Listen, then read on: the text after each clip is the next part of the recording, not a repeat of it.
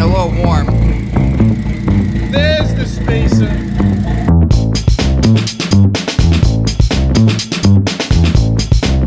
What's going on, guys?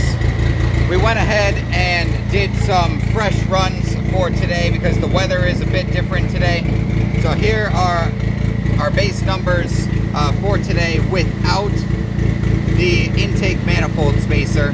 We've got 216 and 211, and then we've also got 210 torque on that run there. Again, the weather is different today, so we wanted to go ahead and get some fresh data before we put the intake manifold spacer on. We did go ahead and install that a few minutes ago. The car is all warmed up, and we'll go ahead and get some data for you guys on the spacer itself. So keep in mind with this, the kind of gains that we're looking for are not peak horsepower and peak torque gains. We're looking for low to mid-range gains there. You know, so after we do these runs, we'll go ahead and show the graphs and show you guys the low and mid-range gains that we have from these runs here. We'll go get right into it.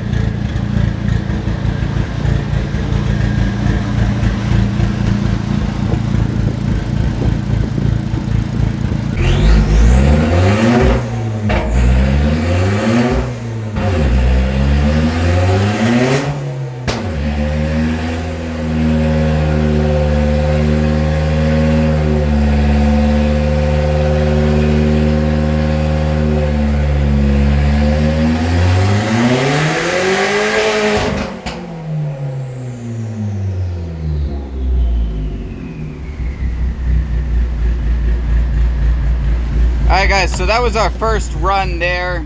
We've got 213 horsepower and 211 torque.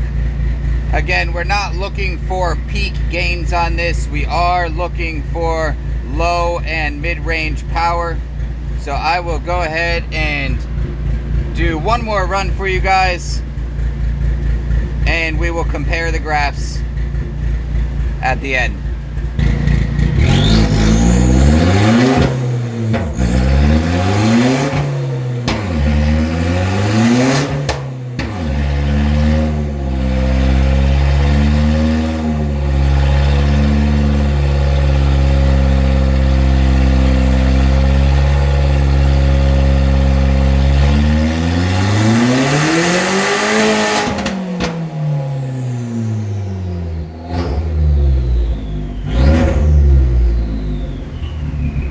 Alright guys, so we're here at the computer.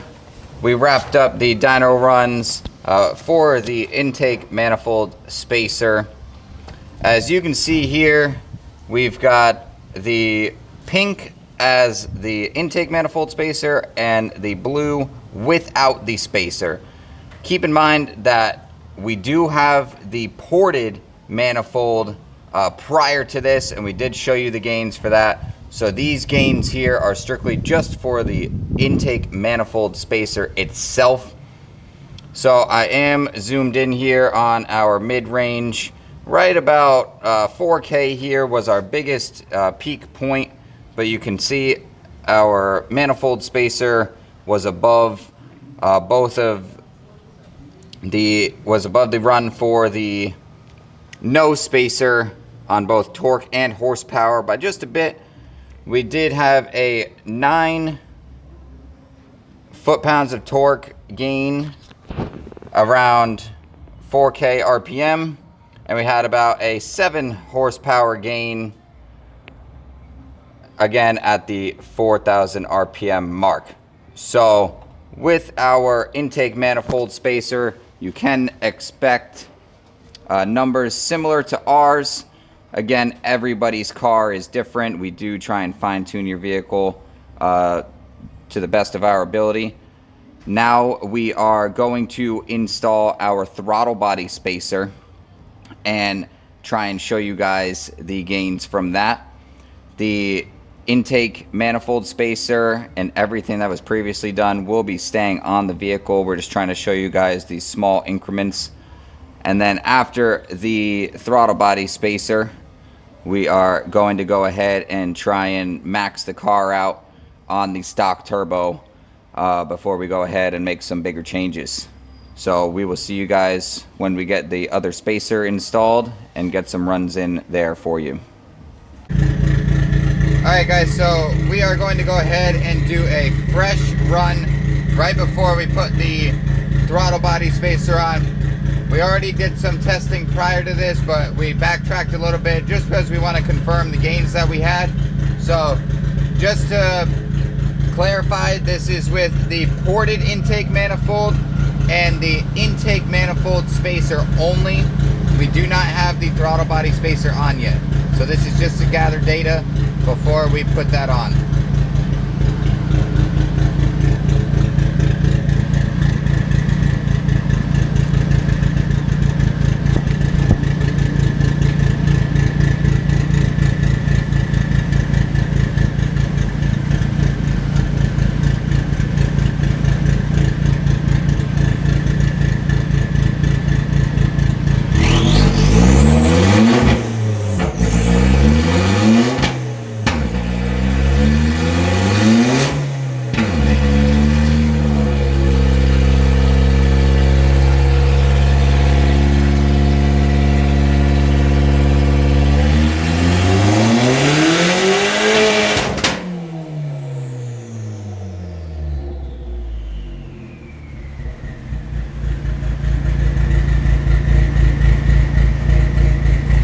Alright guys, so we've got our base run for the ported manifold and the intake manifold spacer.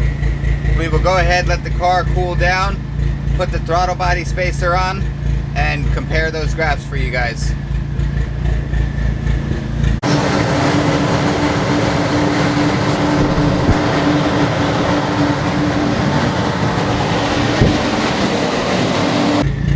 Alright, we're back.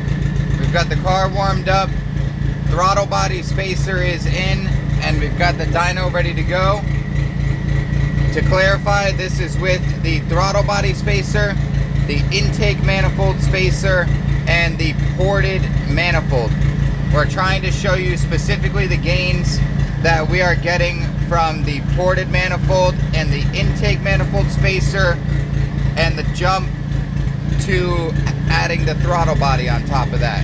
So we'll go ahead and do the run here and show you guys the graphs afterwards.